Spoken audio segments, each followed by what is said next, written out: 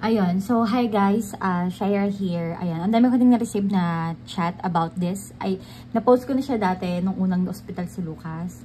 Sa ER pa lang siya. But this time, may confinement ang nangyari. This is very fresh lang. July 30 lang siya nangyari. Last few days lang.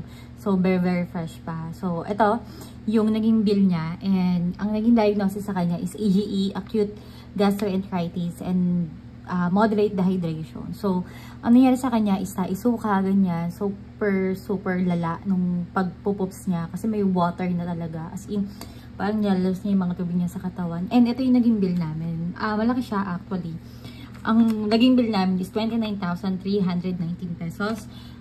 Kasama na in taxes and doctor's fee. Ayan. That's for 3 days lang ha. Kasi kung tingnan nyo, mahal yung room namin. That's 3,750. Kasi ano siya, private deluxe room. Hindi kasi namin pwedeng i-ward lang si Lucas. Kasi, syempre bata, pag umiyak siya, gising lahat, pati yung mga nasa ward. And that time, ang magiging kasama niya sa ward is 7, tsaka 4 years old. Di ba mahirap? Syempre, pag umiyak yung ibang bata sa ward, magigising din siya. So, baka di sila makapagpahinga pare-pareho. So, yun yung nangyari kaya siya naka-deluxe and private room.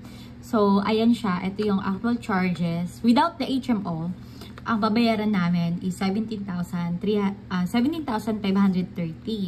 Then, yung PhilHealth coverage is 11,700, which is malaking tulong din. So, ang covered ng HMO at PhilHealth, ang babayaran lang namin is 89 pesos. So, but on this bill, meron kaming refund na 39 pesos kasi sa diaper na binili namin. Parang nag-overpayment kami doon.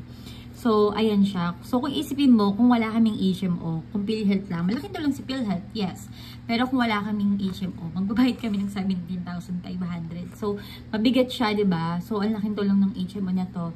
And I will show you and share with you anong klaseng HMO yung nabili ko, saan ko siya binili, paano ko siya binili, ano yung coverage, saan siya mga credited.